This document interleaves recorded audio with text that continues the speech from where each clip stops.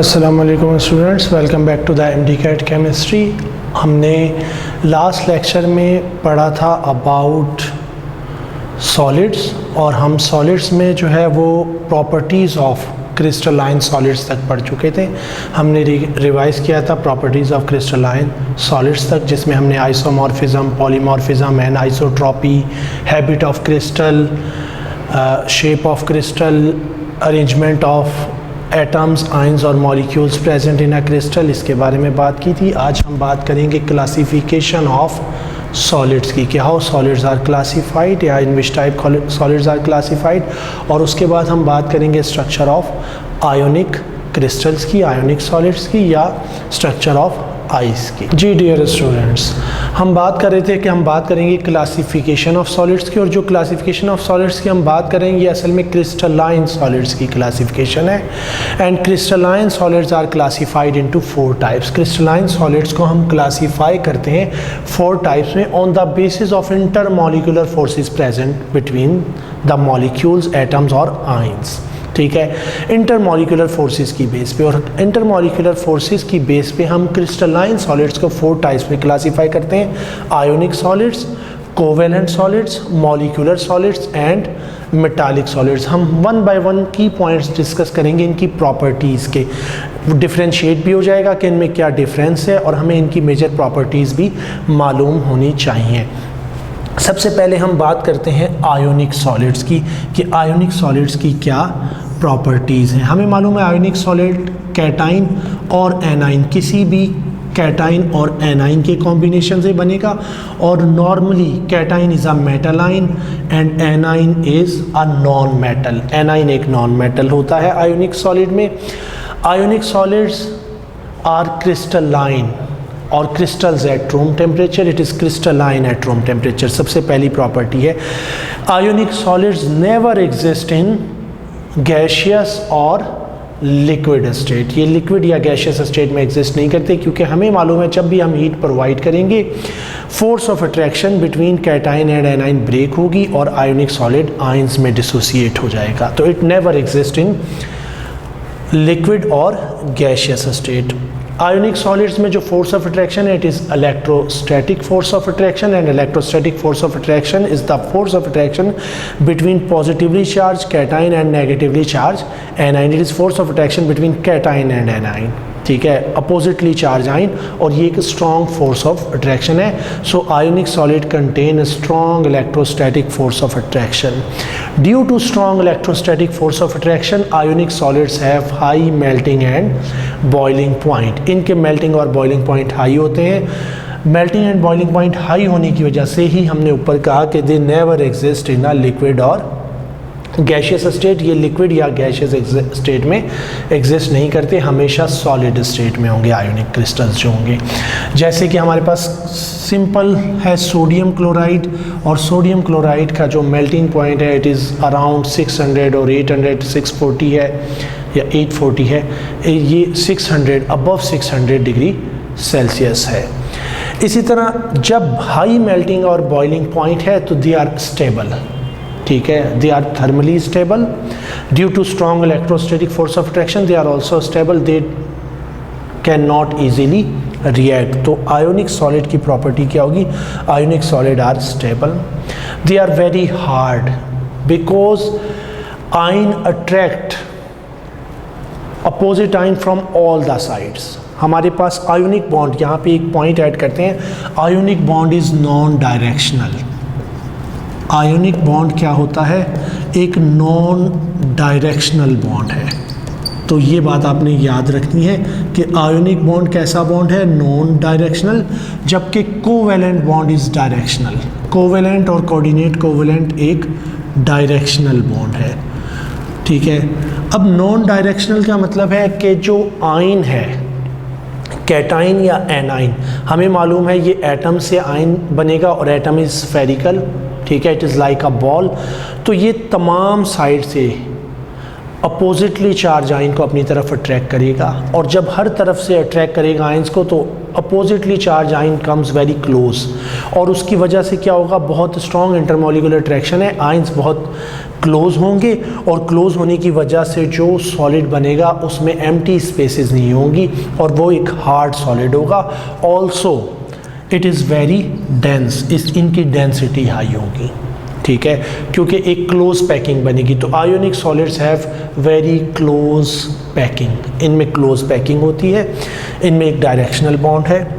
इसके बाद बात करते हैं स्ट्रक्चर और क्रिस्टल स्ट्रक्चर। यहाँ पे कहना क्या चाह रहा हूँ, crystal structure of ionic solid. जो crystal structure of ionic solid है, it depend upon radius ratio. Depend upon radius ratio का मतलब ये है कि जिन कंपाउंड्स का, जिन आयोनिक कंपाउंड्स का रेडियस रेशो सेम होगा, they form similar type of crystal structure. ये हमने कल भी बात की थी कि हम एटम्स की रेशो देख लेते हैं और हम उससे डिसाइड कर लेते हैं कि इधर दे आर आइसोमॉर्फ और नॉट, ठीक है, क्या ये आइसोमॉर्फिक होंगे या नहीं होंगे। तो इनका क्रिस्टल स्ट्रक्चर डिपेंड करता है इनके रेडियस रेशो पे, ठीक है। उसके बाद ionic solids are non conductor, they do not conduct electricity in a solid state because of fix position of cations and anions.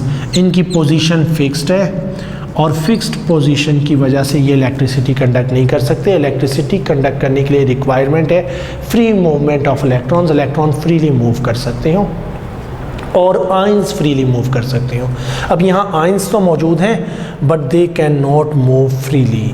Ionic crystal के अंदर, क्रिस्टल लैटिस में इनकी फिक्स पोजीशन है, but they conduct electricity in a molten state. अगर हम किसी ionic solid को melt करेंगे तो आयोनिक सॉलिड की प्रॉपर्टी है कि मोल्टन स्टेट में इलेक्ट्रिसिटी कंडक्ट करेगा, क्योंकि जब हम इसे मेल्ट करेंगे it dissociate into ions. Electrostatic force of direction cation और एनाइन की ख़त्म हो गई। अब कैटाइन फ्रीली मूव कर सकता है, एनाइन भी फ्रीली मूव कर सकता है। Ionic solids are brittle, they are soluble in polar solvents because they are polar. तो ये पोलर सॉल्वेंट्स में सॉल्युबल होंगे। जी स्टूडेंट्स, तो हमने अभी बात की आयोनिक सॉलिड्स और उनके कुछ प्रॉपर्टीज़ की। अब हम बात करेंगे आयोनिक सॉलिड्स में हमारे पास एग्जाम्पल है सोडियम क्लोराइड का structure, ionic lattice of sodium chloride. तो हम ionic lattice of sodium chloride के की पॉइंट्स देखते हैं कि हमारे पास क्या मेन पॉइंट्स हैं NaCl के स्ट्रक्चर में। NaCl का स्ट्रक्चर फेज सेंटर्ड क्यूबिक है and structure of NaCl is phase centred cubic, ठीक है। इन structure of NaCl each Na positive ion is surrounded by 6 Cl negative ion and each Cl negative ion is surrounded by 6 Na positive ion, और इसे हम कहते हैं coordination number. किसी भी ionic lattice में किसी भी कैटाइन को जितने एनाइन सराउंड करेंगे या जितने एनाइन को जितने कैटाइन सराउंड करेंगे इसे हम कहेंगे कोऑर्डिनेशन नंबर। तो coordination number of sodium is 6, coordination number of chlorine is also 6 in the structure of NaCl। NaCl के इस आयोनिक स्ट्रक्चर में इनका कोऑर्डिनेशन नंबर 6 है।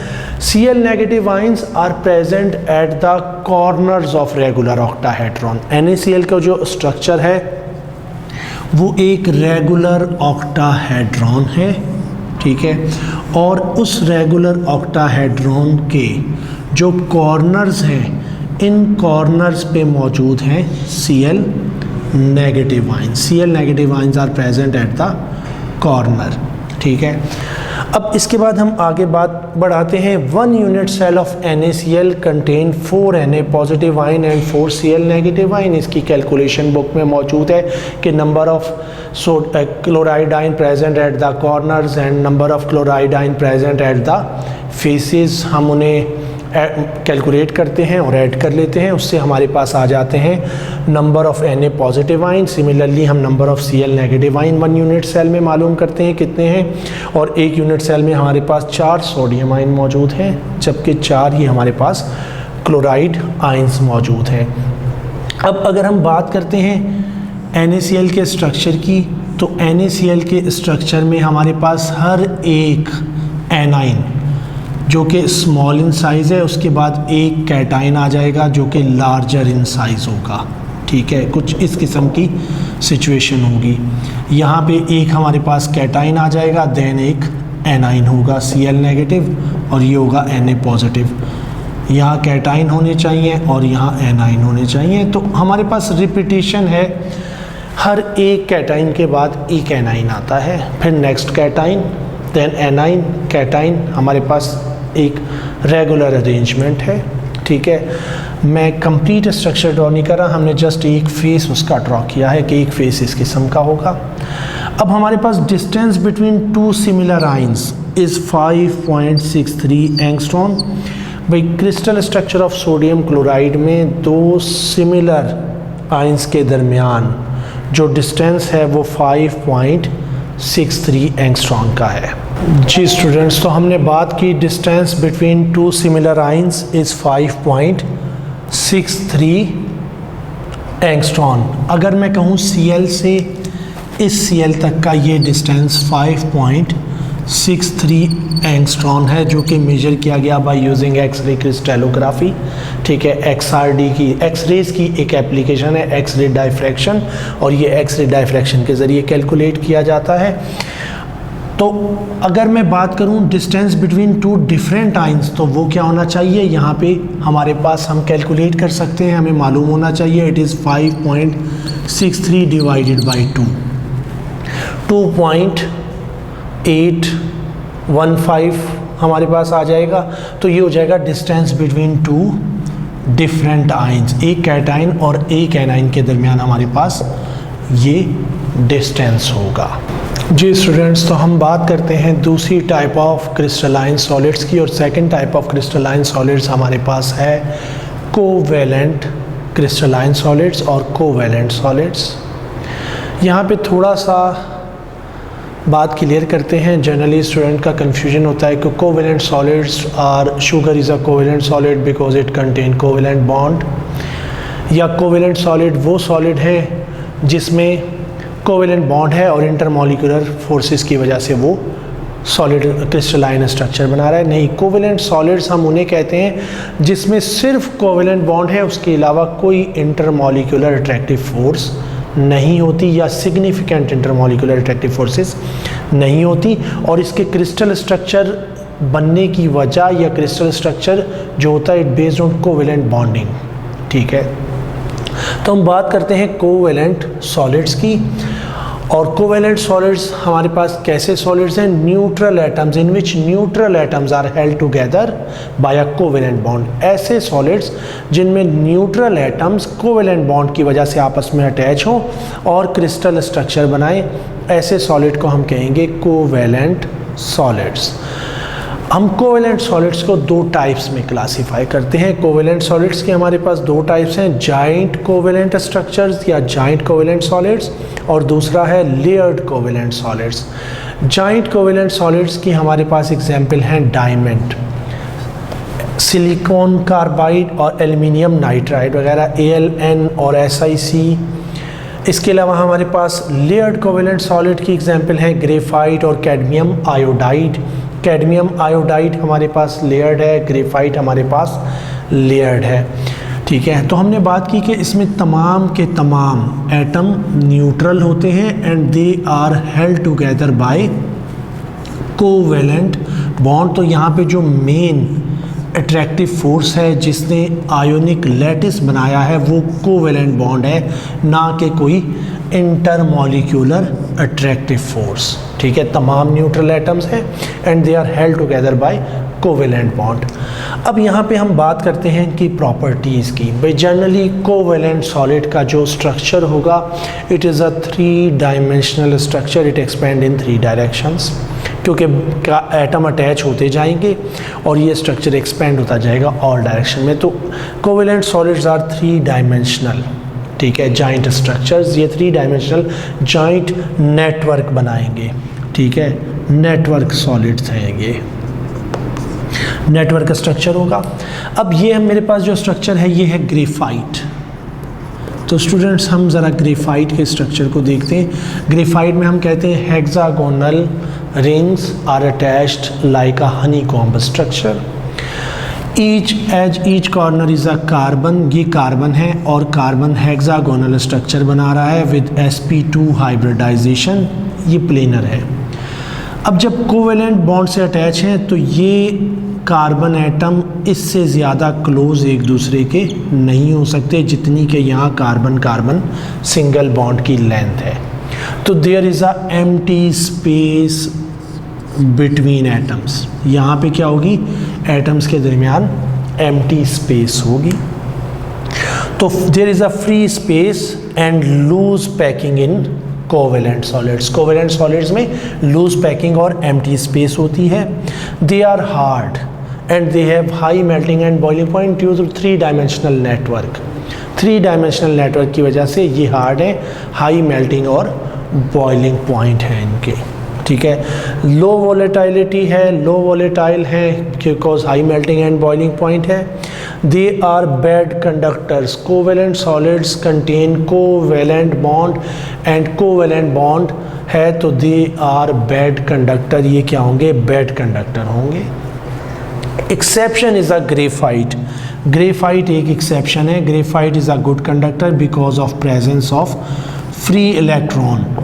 इसके पास हर carbon, each carbon is sp2 hybridized and form 3 bonds while 4th electron of carbon is free, और वो चौथा इलेक्ट्रॉन जो है वो फ्रीली मूव करता है, सो इट कंडक्ट इलेक्ट्रिसिटी।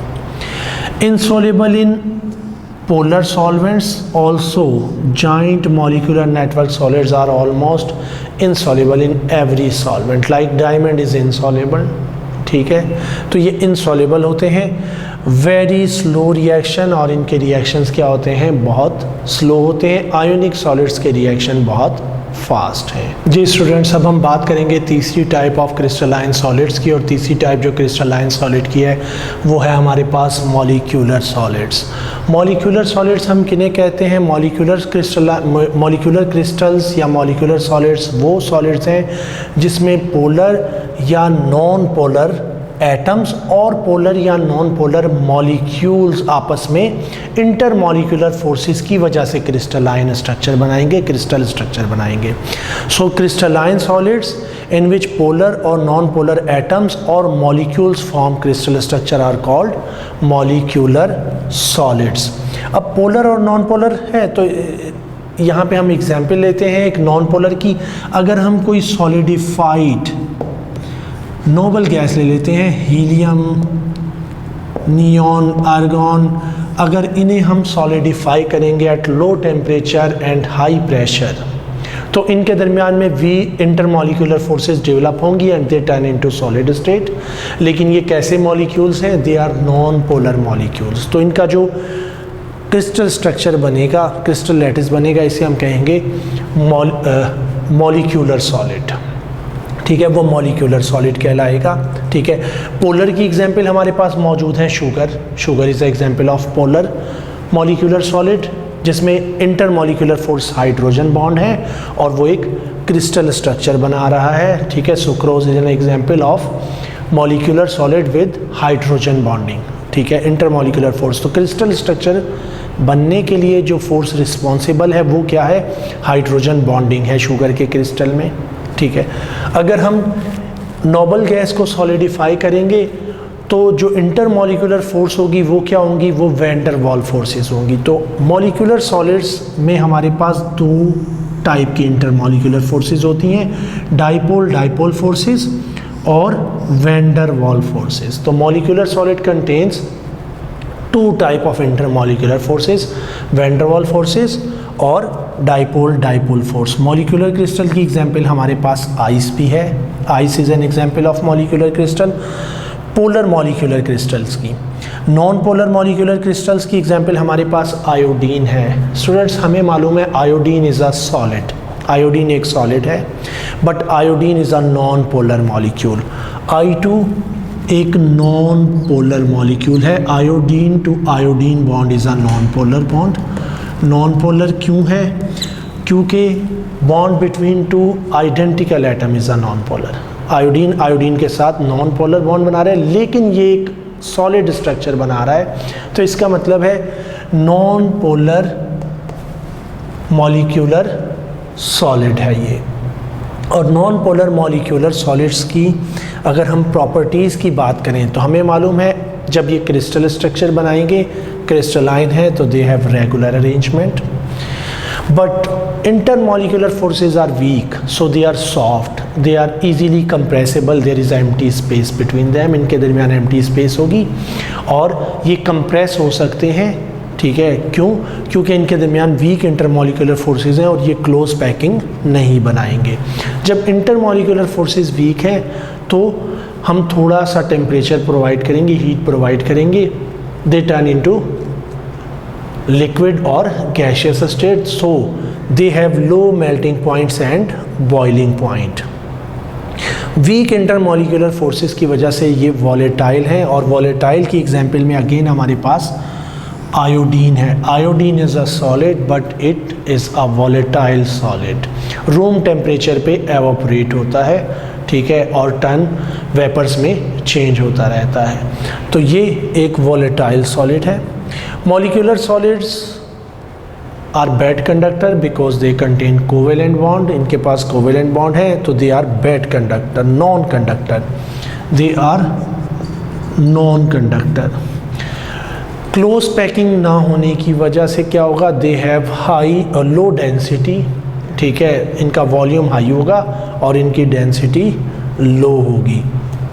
अब उसके बाद अगर हम बात करते हैं सॉल्युबिलिटी की, तो मॉलिक्यूलर सॉलिड्स की सॉल्युबिलिटी कैसी होगी। मॉलिक्यूलर सॉलिड्स नॉन पोलर और पोलर दो टाइप्स में हमने क्लासीफाई किए। हमने कहा polar molecular solids and non polar molecular solids. तो पोलर मॉलिक्यूलर सॉलिड्स जो होंगे वो सॉल्युबल होंगे पोलर सॉल्वेंट्स में और non polar molecular solids are soluble in non polar solvents. जी स्टूडेंट्स, हमारे पास चौथी टाइप है क्रिस्टलाइन सॉलिड्स की, मेटालिक सॉलिड्स और मेटालिक क्रिस्टल्स। हम बात करते हैं मेटालिक सॉलिड और मेटालिक क्रिस्टल्स की। Like other crystal structures in metals, atoms are also, ions are also arranged and form a lattice, three-dimensional lattice. It is called metallic lattice. In metals, these atoms are held together by a metallic bond. The force of attraction is called metallic bond. Metals में जो force of attraction है उसे हम metallic bond कहेंगे। तो metal contain metallic bond, सबसे पहली बात, ठीक है। ये क्रिस्टल स्ट्रक्चर या लैटिस बनाएगा जिसमें मेटालिक बॉन्डिंग होगी और मेटालिक बॉन्डिंग की हमारे पास तीन थ्योरीज हैं, electron gas theory, valence bond theory और molecular orbital theory. Electron gas theory के according there is a cloud of electron or sea of electron or pool of electron in which cations are suspended।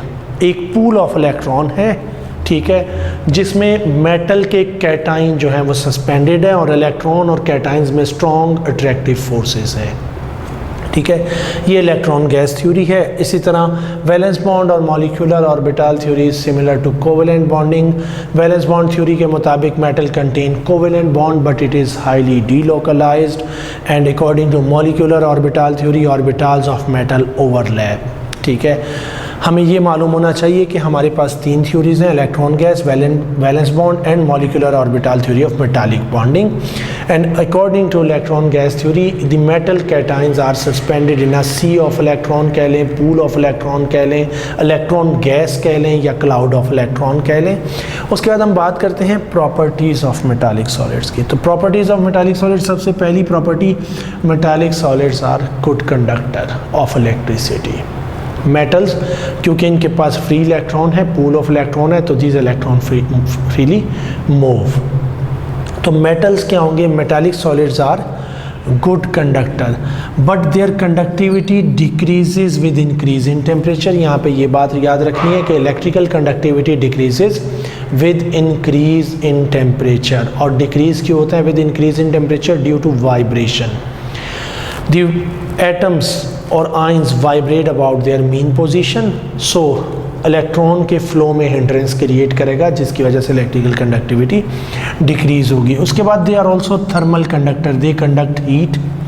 Metallic solids are good conductor of heat. They have lustrous surface, shiny surface है, metallic luster, इसे कहेंगे हम metallic luster. और उसके बाद हमारे पास metallic solids की प्रॉपर्टी है, they are malleable and they are ductile.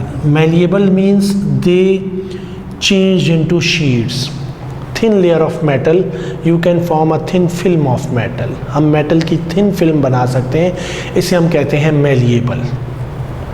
और metals are malleable because there is a layered structure of metal. Metal का लेयर्ड स्ट्रक्चर है। जब हम इस पे फोर्स अप्लाई करेंगे, one layer slip over another, एक लेयर दूसरे पे स्लिप करेगी और उसकी वजह से क्या होगा, दे आर मेलिएबल। ये स्लिप करते जाएंगे और एक्सपेंड होता जाएगा, एरिया इंक्रीज होता जाएगा और हमारे पास एक थिन फिल्म बनेगी मेटल की। तो मेटल्स आर मेलिएबल। डक्टाइल का मतलब है they can be forced into wires, ठीक है। They can be drawn into wires, they can be forced into sheets, they can be drawn into wires. अगर हम मेटल को वायर बनाना चाहें, उसे खींचेंगे तो इसकी जो है वो वायर बनेगी, इसे हम कहेंगे डक्टाइल। मेटल की प्रॉपर्टी है मेटल्स आर डक्टाइल। तो हम इसकी वायर ड्रॉन कर सकते हैं, हम खींच सकते हैं, वायर बना सकते हैं। तो ये मेटालिक सॉलिड्स की हमारे पास कुछ प्रॉपर्टीज़ हैं। जी स्टूडेंट्स, हम थोड़ी सी बात करते हैं अबाउट स्ट्रक्चर ऑफ आइस। अगर हम आइस के स्ट्रक्चर की बात करें तो when we decrease temperature the movement of molecule ceases. हम टेम्परेचर डिक्रीज़ करते हैं, movement of water molecule decrease होती हैं और एक वो टाइम आता है जब वाटर फ्रीज़ होता है। जब वाटर फ्रीज़ होता है तो molecule form regular arrangement. Water के मॉलिक्यूल्स की एक रेगुलर अरेंजमेंट बनती है और इसका एक क्रिस्टल लैटिस बनता है। अब जिस वक्त ये क्रिस्टल लैटिस बनता है, each oxygen is surrounded by 4 hydrogen atom. उसमें हर ऑक्सीजन को 4 हाइड्रोजन एटम सराउंड कर रहे होते हैं या उसके साथ इंटरेक्ट कर रहे होते हैं और थ्रू हाइड्रोजन बॉन्डिंग। वाटर में हाइड्रोजन बॉन्डिंग होती है। यहाँ पे एक एनॉमलस बिहेवियर आता है वाटर का, और वो क्या है कि density of ice is less than water. ऐसा क्यों होता है, हमें ये मालूम होना चाहिए। जिस वक्त वाटर फ्रीज होता है तो मॉलिक्यूल हाइड्रोजन बॉन्डिंग बनाने के बाद उनकी पोजीशन फिक्स हो जाती है और एक फिक्स डिस्टेंस पे होते हैं वो, जबकि लिक्विड स्टेट में इंटरमॉलिक्यूलर डिस्टेंस बहुत कम होता है। Molecules are in contact with each other. जबकि जब सॉलिड क्रिस्टल बनता है तो सॉलिड क्रिस्टल में वाटर के मॉलिक्यूल्स के दरमियान एम्प्टी स्पेस आ जाती है, क्योंकि वाटर हाइड्रोजन बॉन्डिंग बनाता है, ठीक है, और हाइड्रोजन बॉन्डिंग बना के ऑक्सीजन के साथ उसके बाद वो एक क्रिस्टल स्ट्रक्चर बनाता है। तो उसके दरमियान जो एम्प्टी स्पेस आती है, उस स्पेस की वजह से क्या होगा, वॉल्यूम इंक्रीजेस। और हमें मालूम है when we lowers the temperature the volume of water increases. Ice का वॉल्यूम वाटर से ज़्यादा होता है। अब हमें मालूम है density is directly proportional to mass and density is inversely proportional to volume. हम कहते हैं D is equal to m/v। तो जिस वक्त वाटर फ्रीज होगा, चूँकि मॉलिक्यूल्स के दरमियान एम्प्टी स्पेस आ जाएगी, तो वॉल्यूम इंक्रीज़ हो जाएगा, और जब वॉल्यूम इंक्रीज़ होगा तो डेंसिटी डिक्रीज़ हो जाएगी। That is why density of ice is less than water.